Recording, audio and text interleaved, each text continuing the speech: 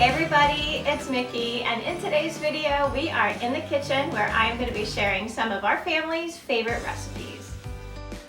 Baking for Christmas is kind of one of those never-ending things. I just keep baking until I run out of time. So today is Saturday and I have the whole day set aside to do a couple batches of cookies, some cupcakes for the freezer, and I have one of my trusty crock-pot freezer meals ready for dinner tonight. So before we even get started baking this morning, I already have dinner on my mind, so I'm pulling out one of those freezer crock-pot meals that I shared with you guys a couple of videos ago. I really do make them all the time. I love keeping them in my freezer for days like this where I am busy all day long, and especially today with my kitchen occupied with other things, a good hearty crock-pot meal at the end of the day is really awesome. So today I'm making the apricot pork chop recipe. I took it out of the freezer last night and stuck it in my refrigerator. It's still a little bit frozen, but that is no worries at all. I'm going to start this off on high for the first hour, and then I'm going to switch it over to low to cook for the rest of the afternoon. And by the time dinner rolls around, it will be perfect.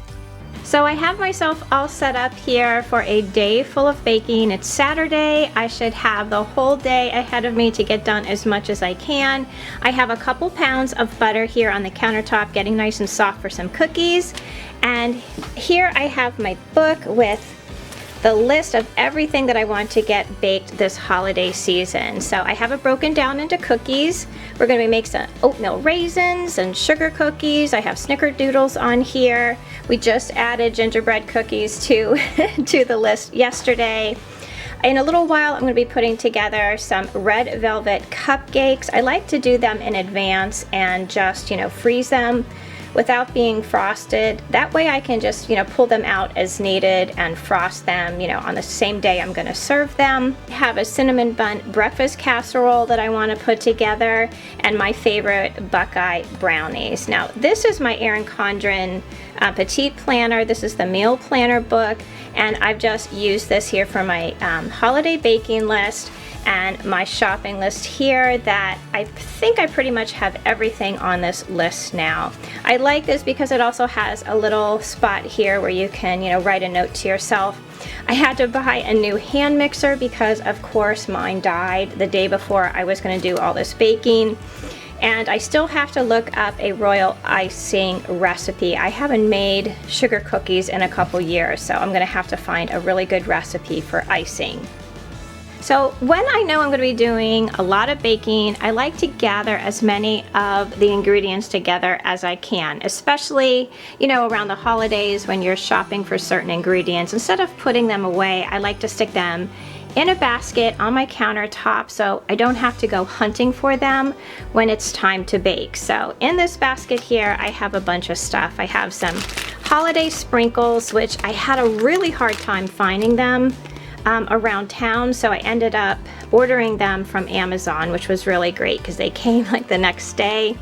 So in my basket I have some cinnamon bits, I have some peanut butter chips, some white chocolate chips, of course my semi-sweet and milk chocolate chips for my oatmeal chocolate chip cookies. I have some M&Ms. Back here I have some caramels. Every year I like to do some chocolate caramel covered pretzels. The family really loves them. I have a big bag here of Hershey Kisses. These are going to be for the peanut butter blossom cookies. Now I also use that same recipe, and instead of Hershey Kisses I like to put in mini Reese's peanut butter cup. They are really good together. I also have some molasses here for our gingerbread cookies, some raisins for oatmeal raisin cookies, and these are the pretzels that I like to use for my chocolate caramel covered pretzels. They're a really good sturdy pretzel, and I usually only do half of them in the caramel and the chocolate. That way you have that sweet and salty together. They are really so good. So now that I have all my ingredients gathered together, we are going to get baking. The first thing on my list today are red velvet cupcakes. Now sometimes I will make them from scratch, but more often than not I will just go ahead and use a box cake mix. My favorite is Duncan Hines. I think they do a great job with their cakes. They are so consistent. They come out perfectly every time. Now to this recipe, I usually add a box of vanilla pudding.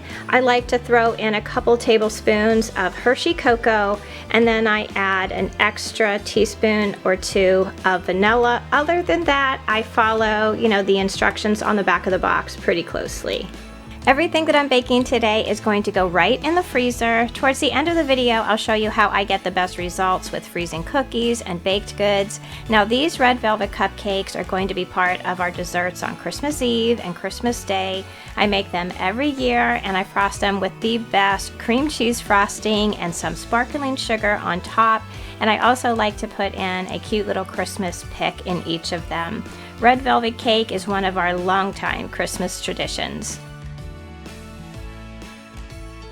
Next on our list is Oatmeal M&M cookies, and this is just your basic oatmeal chocolate chip recipe with replacing the chocolate chips with the M&Ms. So in my big bowl here, I have 2 sticks of butter, a half a cup of white sugar, a whole cup of brown sugar, a little bit of salt.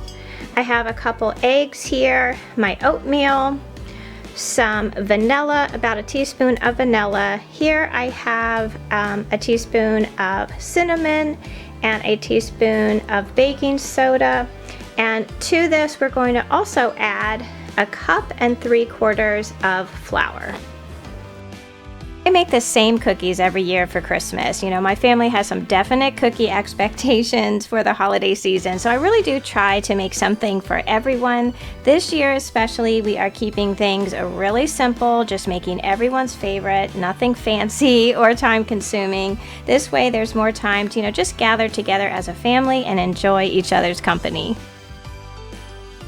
My favorite kind of cookie recipe is one that you can add different things to it and make it totally different each time. Now with this batch, I'm adding the Christmas M&Ms, but today I'm also making this exact same cookie base, but I'm adding raisins to it for oatmeal raisin cookies, which are my son's all-time favorites.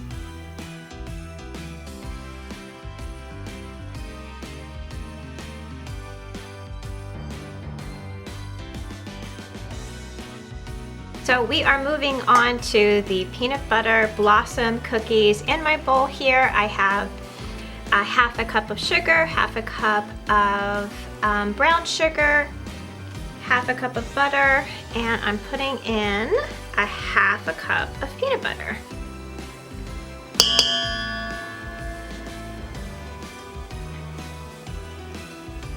There we go. And we're going to beat this all together and then we'll add our flour.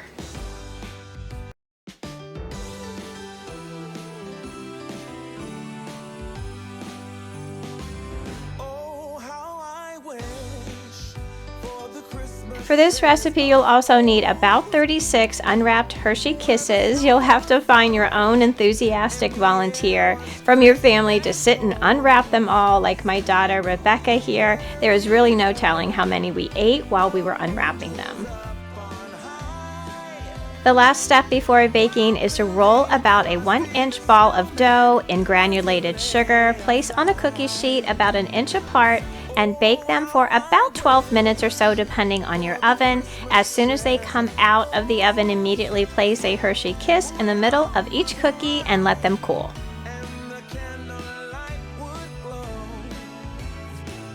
So my method of freezing cookies is a little bit different at the holidays because these cookies are not in the freezer for very long. They're only here for maybe 2 or 3 weeks at the most, so I do not wrap them as well as I would if they were going to be remaining in the freezer for months. I usually add Christmas cookies to Ziploc freezer bags and stack them maybe 2 or 3 cookies high. I lay them as flat as possible in my freezer, and then once they are completely frozen, you can arrange the bags upright to give you a little bit more room. Now, my mom and her sisters would begin baking cookies in September for the holidays, and they would freeze their cookies in foil and wax paper lined shirt boxes and stack them in their deep freezers, one on top of the other as they froze. When these cookies were served at Christmas time, you would have never known that they were frozen at all. They were perfect and delicious.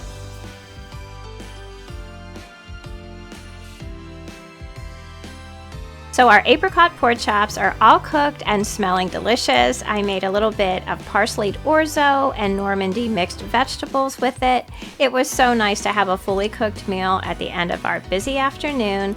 Now I will be sure to list all of the recipes from today's video in the description box down below.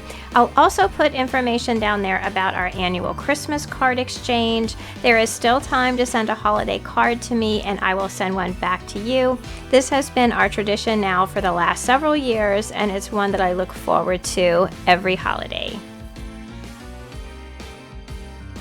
So this is everything that we did today. I am pretty happy with the results. I have 2 more baking days planned before Christmas finally arrives, so we should be in pretty good shape in the baked goods department. Thank you all so much for watching today. Be sure to join our communities over on Facebook and Instagram at My Bashful Life. And if you are new here and you like DIY, decor, organizing, cooking, and planning videos, I hope you'll take a minute to subscribe. I put out new videos every week about all things home. So until I see you in that next video, I hope that you love the life that you have. Be kind to each other, stay safe, and I will see you again soon. Bye!